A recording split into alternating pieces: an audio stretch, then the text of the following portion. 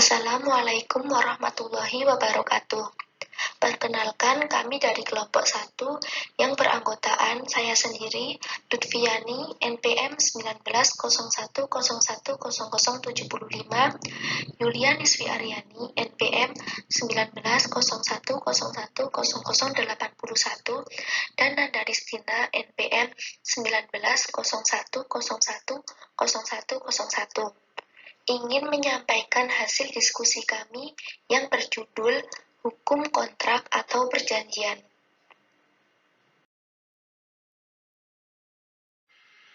Yang pertama yaitu pengertian kontrak.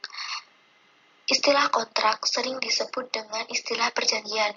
Di samping itu, ada juga istilah yang sepadan dengan istilah kontrak, yaitu transaksi. Dan hukum yang mengatur tentang kontrak biasanya disebut dengan hukum kontrak. Pengertian kontrak adalah suatu kesepakatan yang diperjanjikan atau promissory agreement di antara dua atau lebih pihak yang dapat menimbulkan, memodifikasi, atau menghilangkan hubungan hukum.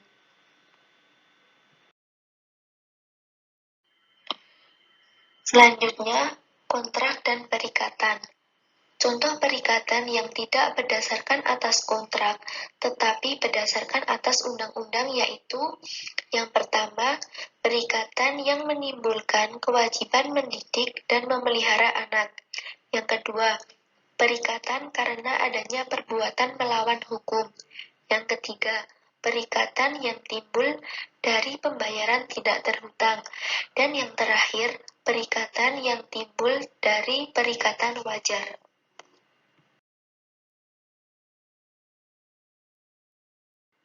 Adapun asas-asas kontrak yang terbagi menjadi 5 asas. Yang pertama, asas kontrak sebagai hukum mengatur. Di sini, hukum mengatur adalah peraturan-peraturan hukum yang berlaku bagi subjek umum, misalnya para pihak dalam suatu kontrak. Yang kedua, asas kebebasan berkontrak, yang merupakan konsekuensi dari berlakunya asas kontrak sebagai hukum mengatur. Yang ketiga, asas pasta sunt servanda, yang berarti janji itu mengikat. Dapat disimpulkan bahwa suatu kontrak yang dibuat secara sah oleh para pihak sesuai isi kontrak tersebut. Yang keempat, asas konsensual, yaitu bahwa suatu kontrak yang telah dibuat, maka dia sah dan mengikat secara penuh. Dan yang terakhir adalah asas obligation, adalah suatu asas yang menentukan bahwa suatu kontrak telah dibuat, maka para pihak telah terikat, tetapi hanya sebatas timbulnya hak dan kewajiban semata-mata. Kemudian di sini ada syarat sah kontrak. Nah, agar suatu kontrak itu dianggap sah oleh hukum, haruslah memenuhi beberapa persyaratan yuridis. Di antaranya yaitu terdapat 4 syarat sah. Yang pertama ada syarat sah yang objektif berdasarkan pasal 1320 KUH Perdata, yang terdiri dari perihal tertentu dan kausa yang diperbolehkan. Dengan syarat perihal tertentu dimaksudkan bahwa suatu kontrak haruslah berkenan dengan hal yang tertentu, jelas, dan dibenarkan oleh hukum. Sedangkan syarat kausa yang diperbolehkan itu dimaksudkan bahwa suatu kontrak haruslah dibuat dengan maksud atau alasan yang sesuai dengan hukum yang berlaku.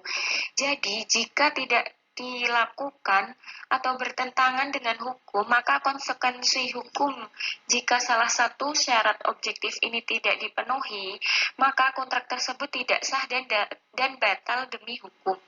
Yang kedua ada syarat sah yang subjektif berdasarkan pasal 1320 KUH Perdata. Nah, di sini termasuk hal-hal sebagai berikut, yaitu adanya kesepakatan kehendak dan wewenang berbuat. Dengan syarat tersebut dimaksudkan bahwa agar suatu kontrak dianggap sah oleh hukum, kedua belah pihak mesti ada kesesuaian pendapat tentang apa yang diatur oleh kontrak tersebut. Kewenangan berbuat baru dianggap sah oleh hukum manakala kontrak dilakukan oleh orang-orang yang sudah dewasa, orang yang tidak bertempat di bawah pengampuan, seorang wanita yang sedang bersuami, karena syarat ini tidak berlaku lagi. Kemudian orang yang tidak dilarang oleh undang-undang untuk melakukan perbuatan tertentu. Kemudian yang ketiga ada syarat sah yang umum di luar pasal 1320 KUH Perdata. Ada beberapa syarat untuk berlakunya umum tetapi diatur di luar pasal tersebut, yaitu satu, kontrak harus dilakukan dengan iktikat baik. Yang kedua, kontrak tidak boleh bertentangan dengan kebiasaan yang berlaku. Ketiga, kontrak harus dilakukan berdasarkan asas kepatutan. Dan yang terakhir adalah kontrak tidak boleh melanggar kepentingan umum.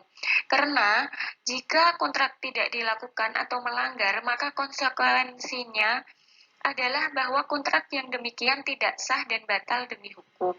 Kemudian yang keempat ada syarat sah yang khusus. Syarat sah yang khusus itu terdapat 4, yaitu 1, syarat tertulis untuk kontrak-kontrak tertentu. Yang kedua, syarat akta notaris untuk kontrak-kontrak tertentu. Yang ketiga, syarat akta pejabat tertentu selain notaris untuk kontrak-kontrak tertentu. Dan yang terakhir yaitu syarat izin dari pejabat yang berwenang untuk melakukan kontrak tertentu. Kemudian ada prestasi dan non-prestasi. Dalam hukum kontrak, istilah prestasi dalam bahasa Inggris disebut dengan istilah performance, yaitu pelaksanaan dari isi kontrak yang telah diperjanjikan menurut tata cara yang disepakati oleh bersama. Menurut hukum Indonesia, model-model prestasi dari suatu kontrak itu adalah sebagai berikut. Yang pertama ada memberikan sesuatu, yang kedua berbuat sesuatu, dan yang ketiga tidak berbuat sesuatu. Sedangkan prestasi yang kadang-kadang disebut dengan istilah cedera janji, karena prestasi adalah kebalikan dari pengertian prestasi. Dalam bahasa Inggris sering disebut dengan default atau non-fulfillment atau breach of contract. Yang dimaksudkan adalah tidak dipaksakannya suatu prestasi atau kewajiban sebagaimana mestinya yang telah disepakati bersama dalam kontrak yang bersangkutan. Karena jika tidak dilaksanakan, konsekuensi yuridisnya yaitu timbulnya hak dari pihak yang dirugikan dalam kontrak tersebut untuk menuntut ganti kerugian dari pihak yang telah merugikannya, yaitu pihak yang telah melakukan prestasi tersebut. Selanjutnya ada force majeure. Istilah dari force majeure atau act of God sering diterjemahkan menjadi keadaan memaksa atau keadaan darurat. Yang dimaksud di sini adalah suatu keadaan di mana pihak debitur dalam suatu kontrak terhalang untuk melaksanakan prestasinya karena keadaan atau peristiwa yang tidak terduga dalam suatu dibuatnya kontrak tersebut. Keadaan atau peristiwa itu tidak dapat dipertanggungjawabkan oleh debitur, sementara debitur tersebut tidak melakukan dalam keadaan beriktikat buruk. Sebagai contoh yaitu ketika adanya banjir, puting beliung, gempa bumi, mogok buruh, ataupun munculnya peraturan baru yang melarang pelaksanaan prestasi dari kontrak tersebut.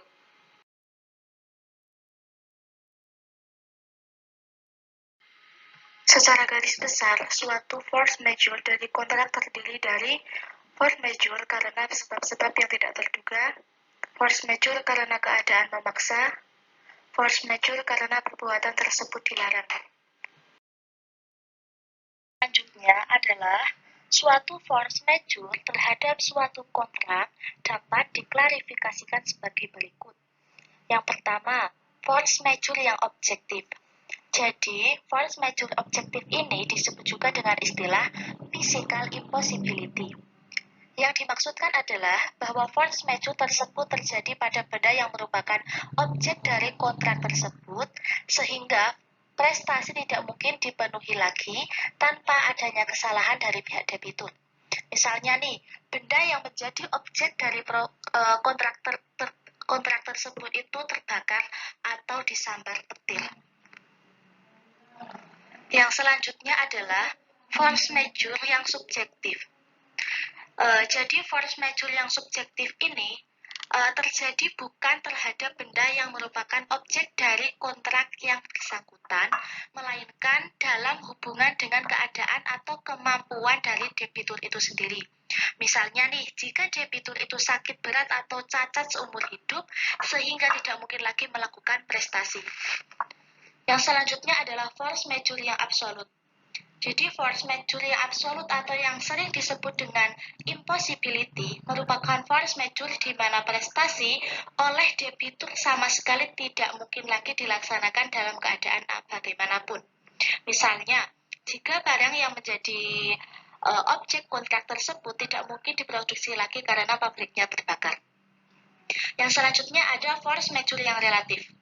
Force majeure yang relatif ini atau yang sering disebut dengan impracticality merupakan force majeure di mana perusahaan atau pemenuhan prestasi secara normal sudah tidak mungkin dilakukan.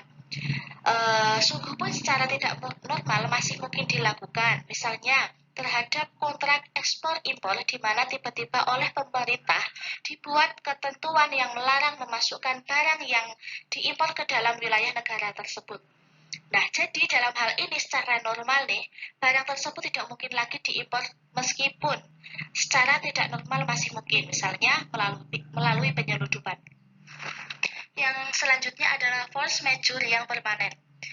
Yang dimaksud dengan force majeure yang permanen adalah force majeure di mana prestasi sama sekali tidak mungkin dilakukan sampai kapanpun. Misalnya, kontrak pembuatan lukisan, tetapi si pelukis menderita sakit stroke yang tidak sembuh lagi sehingga dia tidak mungkin lagi melukis sampai kapanpun. Yang selanjutnya ada force majeure yang temporer. Jadi force majeure yang temporer adalah suatu force majeure di mana prestasi tidak mungkin dilakukan untuk sementara waktu, tetapi nantinya masih mungkin dilakukan. Misalnya terjadi peristiwa tertentu pada suatu waktu tertentu.